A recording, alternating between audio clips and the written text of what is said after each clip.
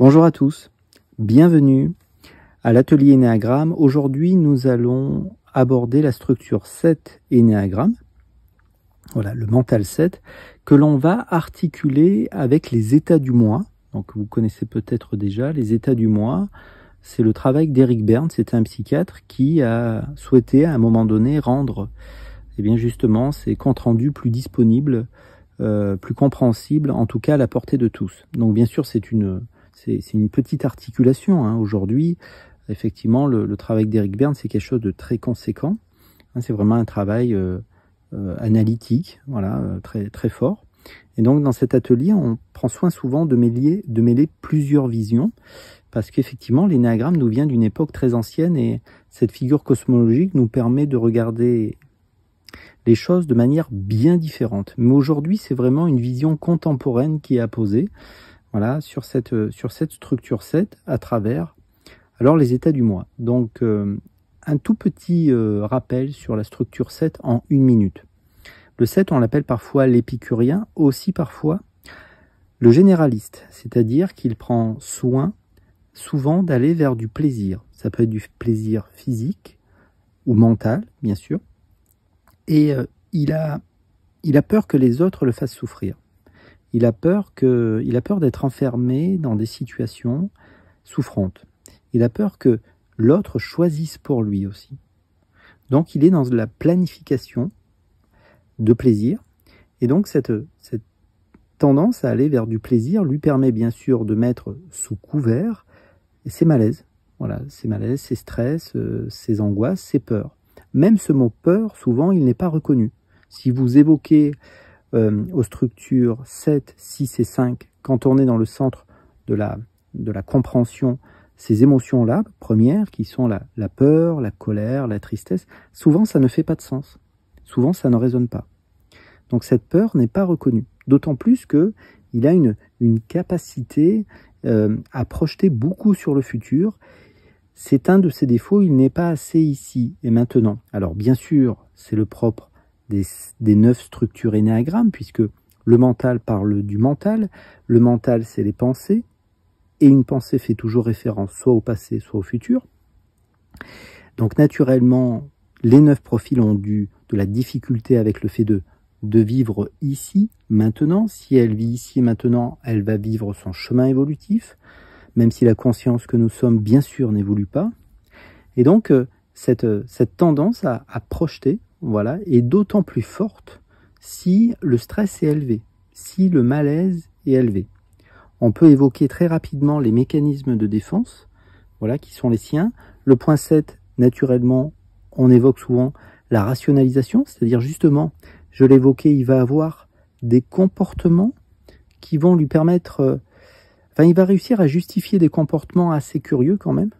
Et ces comportements avaient effectivement pour but de l'extraire de maintenant, parce que malheureusement, maintenant, dans le ici et maintenant, parfois on ressent nos émotions. Et donc, naturellement, quand ça ne va pas, il ne veut pas aller connecter les émotions. Si on regarde cette figure cosmologique, effectivement, il est assez loin du point 4. Le point 4 représente la profondeur émotionnelle, voilà, naturellement. Il n'y a pas de bon et de mauvais profil, rappelons-le. Voilà. Donc, les mécanismes, on peut évoquer les mécanismes de défense à l'instant. Le point 7, je le disais, rationalisation. Voilà. Le point 8, c'est le déni. Et les mécanismes de défense qui sont attribués en général au point 6, c'est projection et déplacement. Et effectivement, son involution, c'est le point 1. On va y revenir tout à l'heure. Et le mécanisme premier de défense du point 1, qui est le perfectionniste, c'est la formation réactionnelle. Donc si vous connaissez un petit peu les mécanismes de défense, autant dire qu'il est vraiment équipé de manière puissante pour ne jamais aller voir ses peurs, ses colères, ses tristesses. Sur le papier, parce que malheureusement, parfois, la vie, naturellement, prend soin de la vie, et la vie nous amène parfois à regarder les choses en face. Parce que, voilà, le point 7 a vécu une situation dans l'enfance où il a été privé, ça c'est un mot-clé, il a été privé de sources de plaisir, il a été privé de joie. Donc, on va retrouver cette vérité-là qui est propre au point 7 à travers les états du moi. Alors, les états du moi, on pourrait dire, sans trop vulgariser, que c'est des positions mentales. Effectivement, vous avez le parent, vous avez l'adulte et vous avez l'enfant. Et même lorsqu'on était enfant, eh bien, nous avions ce parent, cet adulte et ce parent qui vivait en nous. On pourrait évoquer que Erika, quand elle était toute petite, s'adressait déjà à sa poupée, lui disait « écoute, il est déjà tard, il faut aller se coucher maintenant ». Donc elle endossait le rôle de cette maman, voilà, qui prend soin de son enfant et qui lui dit « va te coucher ». Alors bien sûr, c'est une question de perception, parce que quand un parent dit à un enfant « va te coucher », eh bien soit ça peut être un parent normatif, c'est-à-dire le parent normatif, c'est celui qui donne des règles, soit un parent nourricier, c'est-à-dire celui qui prend soin de son enfant et qui sait à un moment donné ce qui est bon pour toi. Tu as 5 ans, Erika, donc c'est le moment de te coucher. Donc toutes les positions peuvent être à la fois soit constructives, soit au contraire peuvent être très négatives, pour l'exprimer ainsi. C'est ce qu'on va essayer de regarder dans cette petite vidéo. Alors, le 7 veut profiter de la vie, et s'il y a bien une position qui parfois nous fait souffrir, c'est cette position adulte. Cette position d'adulte ou de parent peut être remplie d'obligations. Et tout ce qui est obligatoire est très souffrant pour le profil 7. Alors, parlons brièvement, présentons le tableau très brièvement, des états du moi, enfin du parent. Alors, le parent normatif, je l'évoquais, c'est celui qui donne des règles. Alors, ce parent normatif, soit c'est positif, soit c'est négatif. Soit j'ai eu un parent normatif qui effectivement me coupait un petit peu les ailes, c'est-à-dire il m'imposait trop de choses. Soit au contraire, je n'avais pas de parent normatif qui était assez là, et donc c'était négatif aussi, c'est-à-dire soit c'est trop là, soit c'est pas assez là. Donc c'est une question aussi d'équilibre, c'est-à-dire c'est vrai que c'est difficile des fois de trouver un équilibre. Et puis il y a ce parent nourricier. Ce parent nourricier, c'est celui qui me donne effectivement de la tendresse, qui me soutient, qui me dit c'est bien, qui m'appelle, sur lequel je peux m'épauler. Je peux éventuellement donner mon linge à maman pour qu'elle le nettoie, se dit Erika. Alors bien sûr,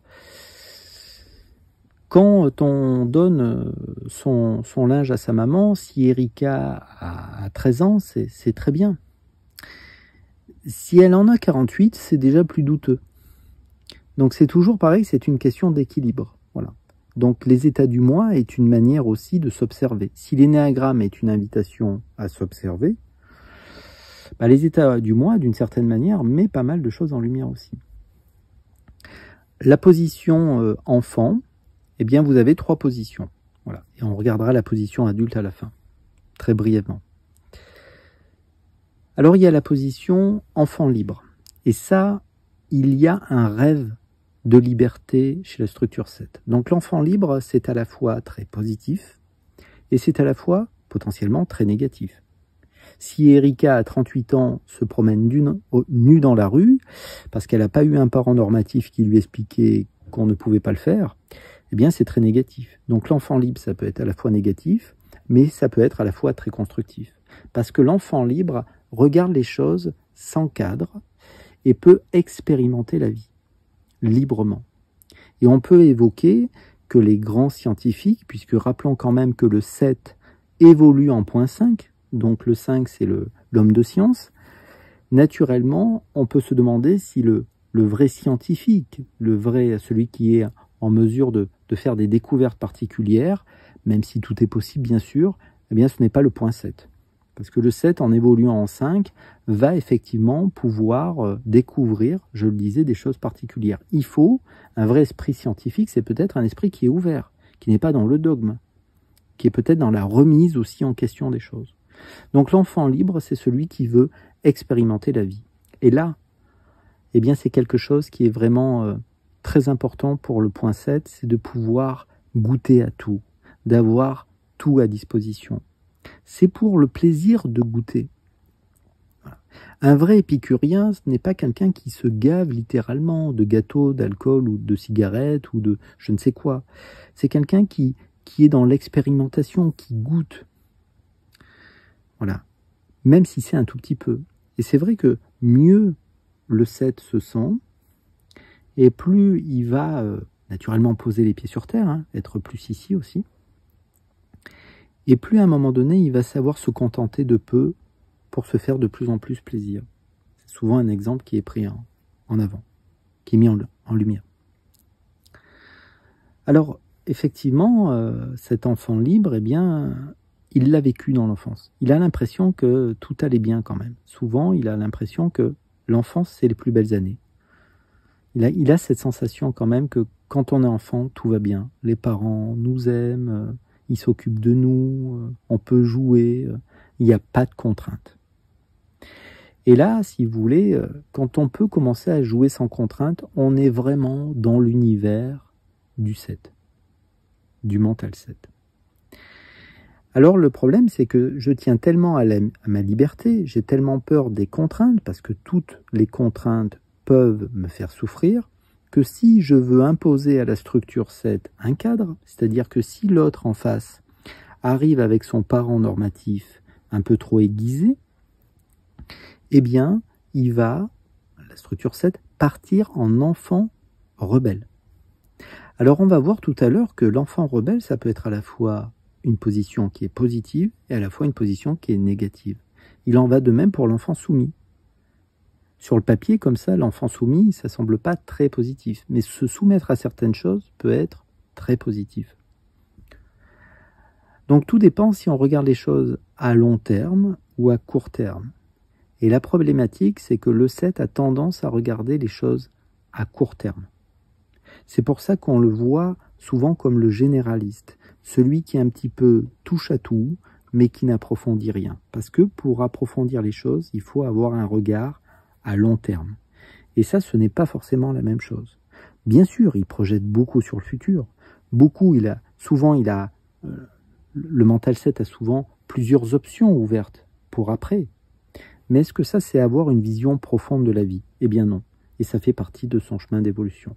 Donc plus un être va avoir son parent normatif fort, plus le 7 va rentrer dans une position d'enfant rebelle. C'est-à-dire, plus vous voulez emmener le 7 dans une direction, et plus il va freiner.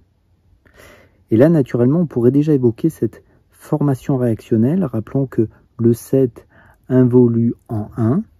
Plus vous voulez l'emmener dans une direction, plus il va faire l'inverse. Parce qu'il ne veut pas que les autres choisissent pour lui. D'ailleurs, il prend soin souvent de ne pas écraser les autres. Il fait en sorte de laisser de la place à tout le monde. S'il a des responsabilités, par exemple, dans une entreprise, c'est un exemple, et c'est possible qu'il en ait, puisqu'il a quand même une aile en 8. S'il a des responsabilités dans une entreprise, c'est possible qu'il fasse en sorte que tout le monde travaille en réseau. Il prendra soin de n'écraser personne. Il prendra le soin d'avoir cette position, d'ailleurs, adulte, qu'il est appelé à développer naturellement. Une position où je laisse, encore une fois, de la place à l'autre. Alors, ce parent nourricier, il a parfois un parent nourricier, un parent qui l'a aidé, soutenu, épaulé. Et ça, si vous voulez, avec ce parent nourricier, il a parfois une relation qui est un petit peu, entre guillemets, toxique. Alors, toxique, c'est un grand mot, bien évidemment, mais comme le 7 ne veut pas vivre de contraintes, eh bien, si j'ai un parent nourricier qui est très, très présent, je risque de me laisser faire. Parce qu'il va me soulager beaucoup de contraintes. Tout ce qui est le quotidien, tout ce qui est obligatoire. Tout ça, ça ne fait pas de sens, c'est une perte de temps. Et la vie est tellement courte, il y a tellement de joie potentiellement, il y a tellement de choses que je n'ai pas expérimentées. Je ne peux pas quitter cette terre sans avoir goûté ça. Voilà ce qui se trame un petit peu en arrière-plan, parfois, hein, parce qu'on ne peut pas faire bien sûr de généralité. Voilà ce qui se trame parfois chez cette structure 7, c'est ce besoin effectivement d'aller toujours sur d'autres sources de plaisir. et j'ai du mal à me soumettre à des règles sur le long terme. Et pourtant, savoir se soumettre à certaines règles, c'est quelque chose de très positif. Prenons un exemple. Si Erika se dit, c'est d'accord, je vais boire un verre ce soir avec mon ami Benoît, mais je me soumets à une règle. Je ne bois pas plus de 2 bières. Eh bien, en fait, ça va lui offrir beaucoup de liberté sur le long terme. Parce qu'effectivement, le lendemain, eh bien, elle va pouvoir profiter de sa journée. Parce qu'elle va pouvoir faire tout ce qu'elle avait envie de faire.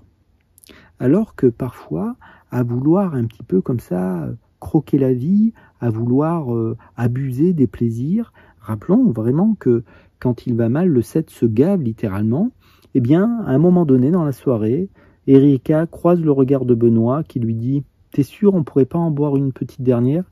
Et la voilà qui rentre chez elle, 6 heures plus tard, elle n'a pas bu de bière, elle en a bu 9. Et donc ça, ne pas savoir se soumettre à des règles, eh bien parfois, ça peut créer des désastres dans une vie humaine, bien évidemment. Donc c'est une question d'équilibre. Et ce moment où il a tendance à se rebeller systématiquement contre toutes les règles qui sont proposées par l'autre, eh bien, ce n'est pas forcément une bonne chose.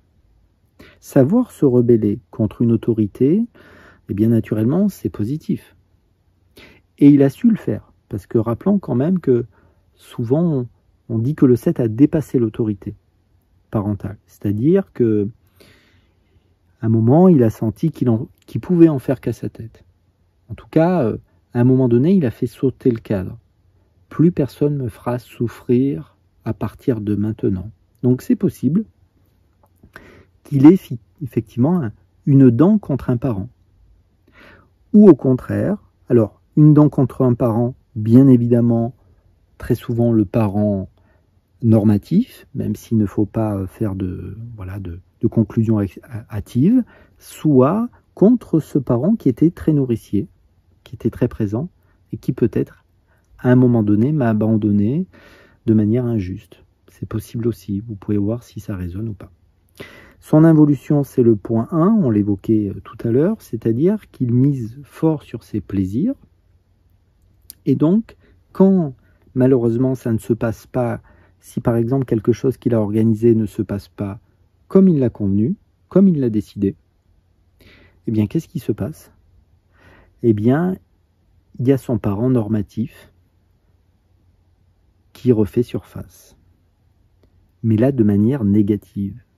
Et qui lui dit c'est hors de question. Alors là, je peux te dire que c'est pas normal. De la manière dont j'ai organisé ce voyage, le fait qu'il pleut tous les jours, c'est inadmissible. Franchement, j'arrive pas à passer l'éponge. C'est pas possible. L'hôtel n'est pas du tout comme je l'avais imaginé.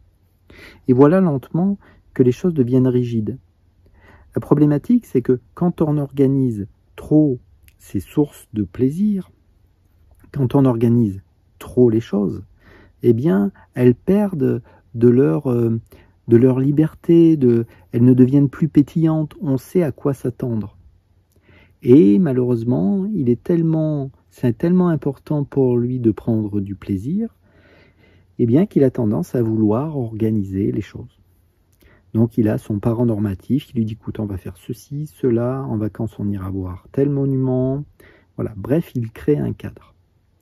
Et ce cadre, malheureusement, c'est tout ce qu'il veut justement faire sauter. Et en même temps, c'est tellement important pour lui ces sources de plaisir qu'il finit parfois par s'enfermer dans quelque chose lui-même. Et ça, c'est quelque chose d'assez subtil que vous pouvez peut-être aller voir, essayer de conscientiser si vous êtes de profil 7.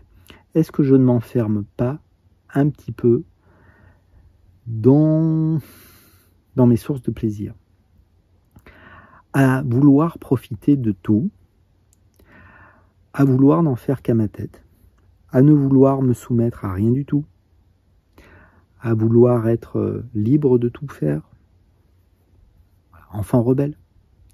Est-ce que finalement, eh bien, mon enfant libre n'en pâtit pas? C'est des questions.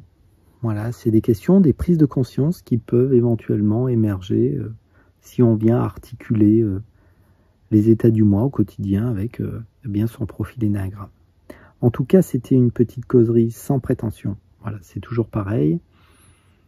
Ne prenez dans ces vidéos que ce qui est bon pour vous.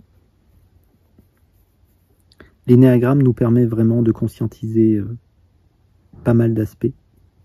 Et donc, c'est toujours pareil. Soit on reste en surface, soit on approfondit les choses. Et c'est son chemin aussi, hein, au profil 7, d'approfondir les choses. Peut-être à bientôt. Voilà, au plaisir. Au revoir.